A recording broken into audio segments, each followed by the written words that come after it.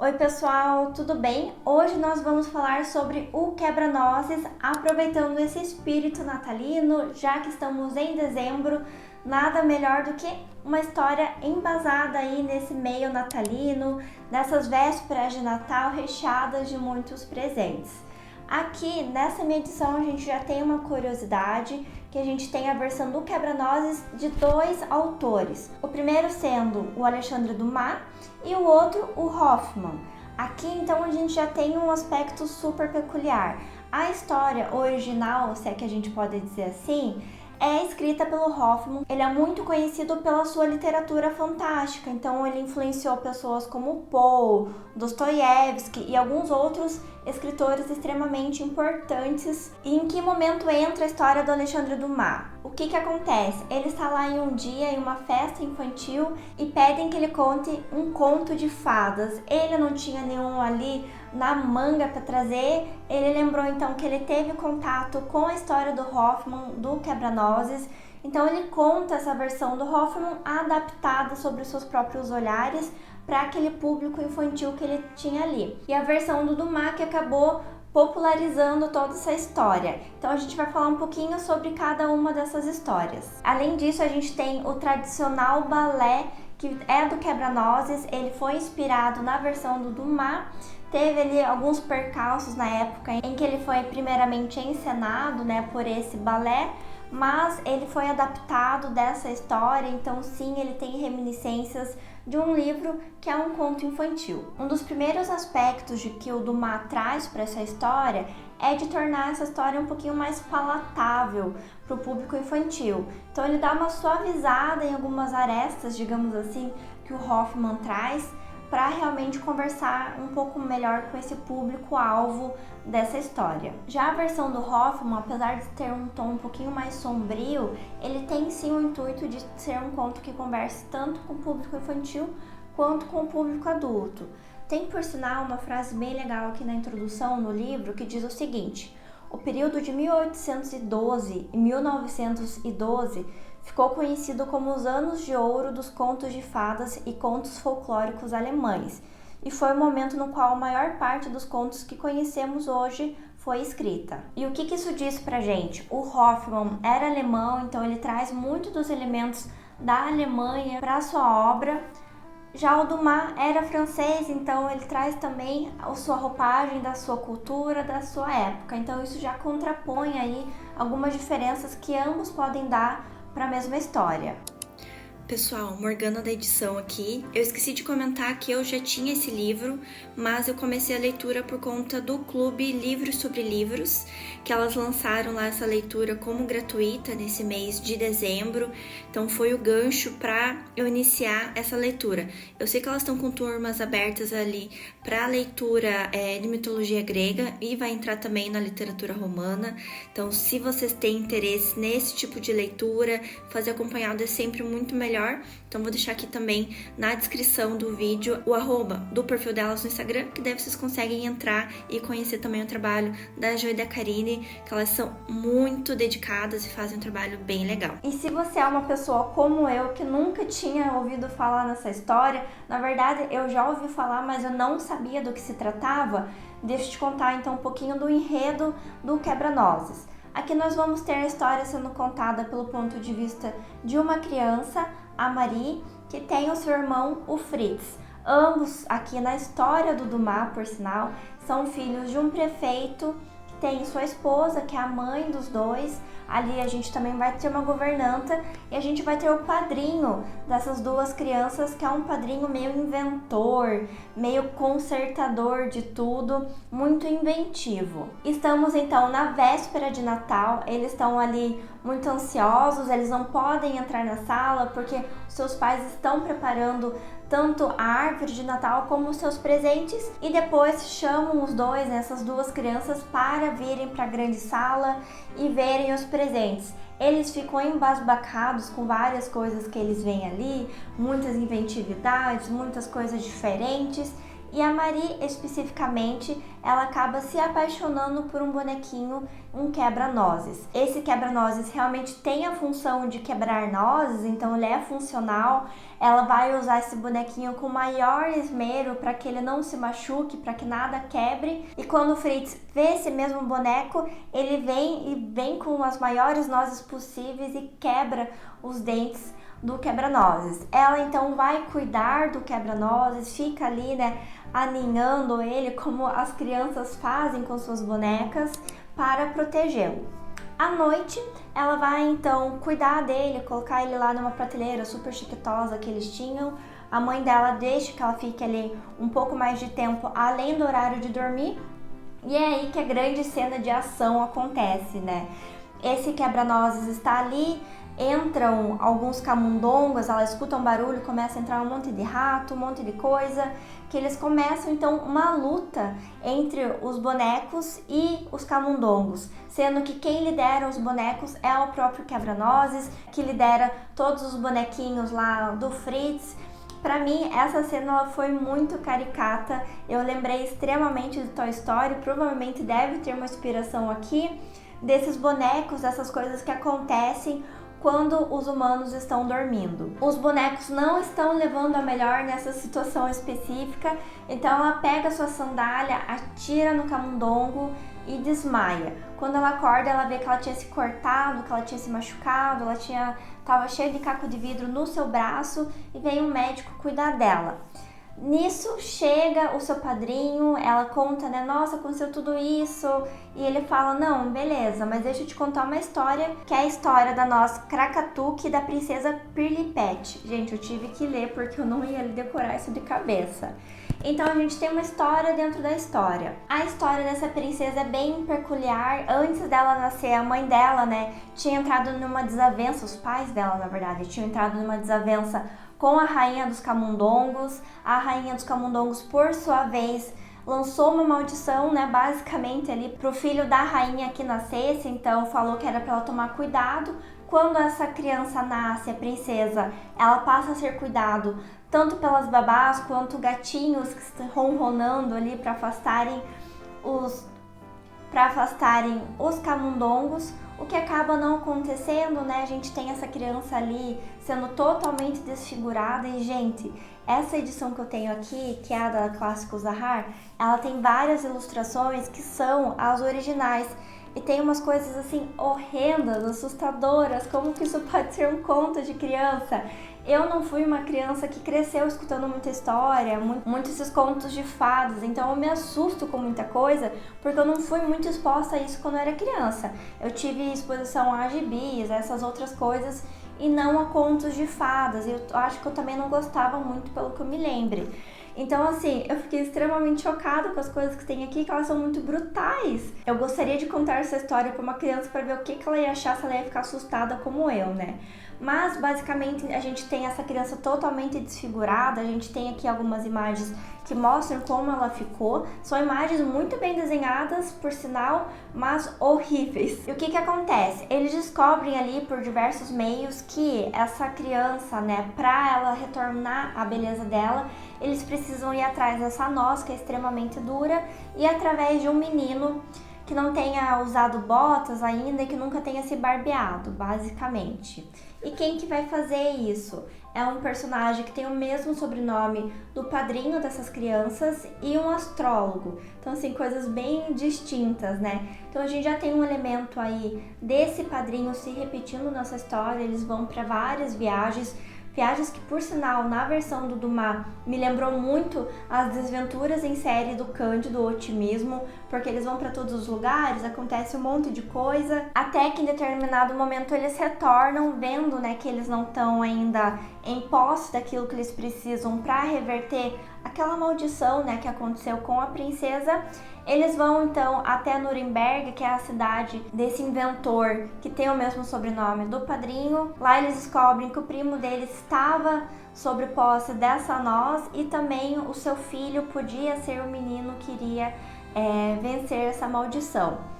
Acontece que eles voltam lá, então vão fazer toda a cerimônia de quebrar a noz, dá os 7 passos para trás, tudo aquilo que tem que ter ali para quebrar essa maldição, esse menino, quando está dando o último passo, ele vai e pisa na rainha Camundonga, fazendo então com que ele mesmo se torne um quebra-nozes, ele vire um boneco. E tem ali uma profecia, ele só vai conseguir retornar ao seu eu, né, humano novamente, quando alguém amar ele por aquilo que ele é e quando ele também for ali detentor de um exército, algo desse gênero assim. Gente, assim, não sei se é considerado spoiler para uma história de 1800 e pouco, é uma história que já foi adaptada para tantas outras versões no cinema, já tem até filme da Barbie inspirado nisso daqui.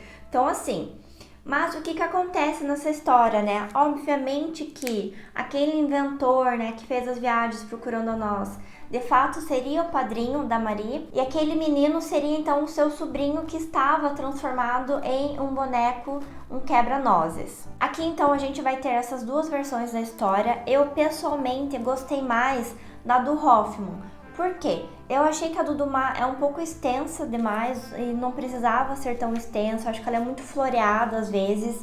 Eu até fiz a contagem aqui. Dá uma diferença de 54 páginas da versão do Hoffmann com o do Dumas e faz diferença. Eu acho que podia ser menos páginas, tá?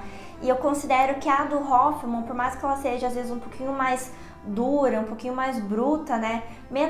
Com menos milindres, eu acho que essa é uma forma que a gente pode dizer. Mas eu acho que ela traz muito mais os elementos do que eu considero um conto de fadas. Tendo em vista que eu, uma mulher adulta, considero que os contos de fadas, eles têm aquele ponto que trabalha com o horror, com aquilo que é esdrúxulo, com aquilo que é tenebroso, que dá medo nas crianças e que traz isso numa roupagem um pouco mais lúdica. Então, assim, né, provavelmente minha versão já de conto de fadas é uma versão adulta, né, então não tem como comparar se é apropriado ou não para menores de 6 anos, por exemplo. E eu achei também o ritmo da versão do Hoffmann muito melhor, tá?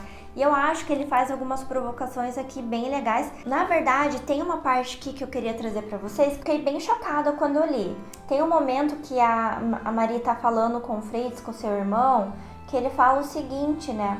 Bato nos meus cavalos quando eles refugam.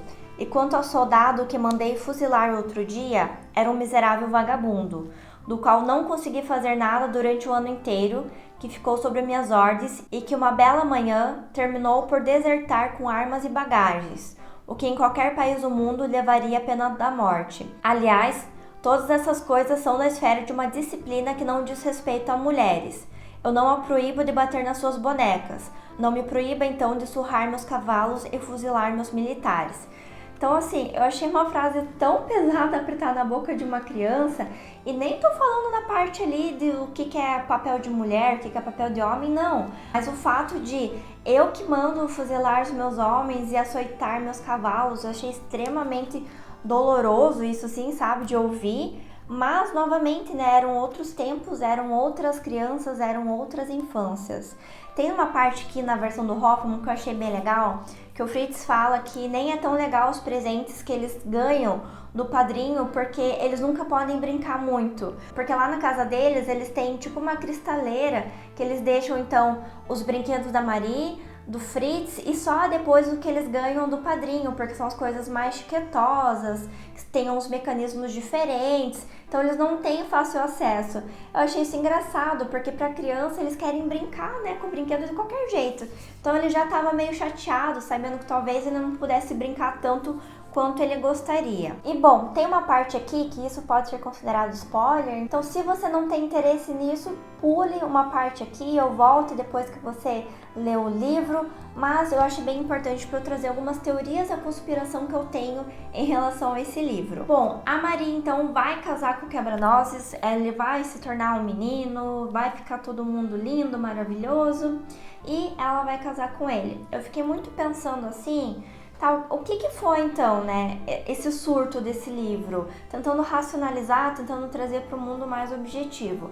Eu já li Alice no País das Maravilhas, adoro por sinal. Tem uma versão da Zahar que ela é linda e tem as duas histórias, né, da Alice no País das Maravilhas. Eu sei que a gente fala ali então de uns aspectos muito mais da saúde, da psique humana do que qualquer outra coisa. Então assim, eu fiquei pensando muito nisso quando eu tava lendo, isso aqui se trata de um conto infantil, né? Mas se a gente for racionalizar e trazer assim, por que essa criança passou por tudo isso, por que essa criança viu tudo isso, porque a gente sabe que objetivamente essas coisas não poderiam ter acontecido. Então, ou foi um delírio, ou foi um sonho, e o que motivou tudo isso, né? Pessoalmente, qual que é a minha teoria daí da conspiração? E eu posso, assim, estar dando uma viajada gigantesca. Mas deixem nos comentários o que vocês acham também sobre isso. Mas eu fiquei pensando, tá, essa criança, então, ela se depara com esse quebra-nozes. Esse quebra-nozes, na verdade, ele foi muito justo em determinado momento, ele foi muito heróico, porque ele salvou uma princesa que em determinado momento também acabou repudiando ele, porque ele se tornou um quebra-nozes. Então ela tem contato com esse personagem, com essa persona. E o que acontece, né? Na minha percepção, talvez ela tenha tido contato com ele já como prometida para casar com ele, porque isso acontecia nessa época muito cedo, né?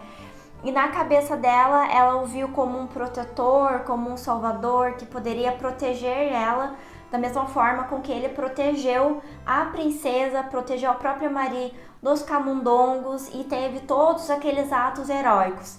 Então, se eu for casar com alguém, que seja pelo menos com um herói, com alguém que me proteja, que seja, né, aquele príncipe, que no caso não é um príncipe, é um quebra-nozes, mas que vai ter todos esses aspectos. O que para mim justificaria ela ter tido todo esse desenvolvimento de história para culminar no final no casamento dos dois, porque não faz sentido. Termina o livro assim e os dois casaram. Eles vão povoar daí um país lá, um mundo que é o dos doces, que é das fantasias. Então para mim isso não faz sentido, obviamente não faz sentido, porque a gente tá falando de uma fantasia, e quando a gente tenta trazer a fantasia para o mundo real, obviamente que a gente tá fazendo inferências, que eu tô colocando aqui coisas oriundas da minha cabeça, vozes da minha cabeça estão atuantes nesse momento, e eu posso estar dando uma grande viajada aqui. Mas pra mim foi o que fez sentido quando eu olhei pra isso, né? O que eu acho que quando a gente faz uma análise um pouco mais psicológica, talvez faça sentido, talvez não. Eu tava pensando também que eu tirei algumas lições, né? Quais seriam as lições de moral que essa história poderia trazer para as crianças que estavam sendo expostas, né, a esse conto.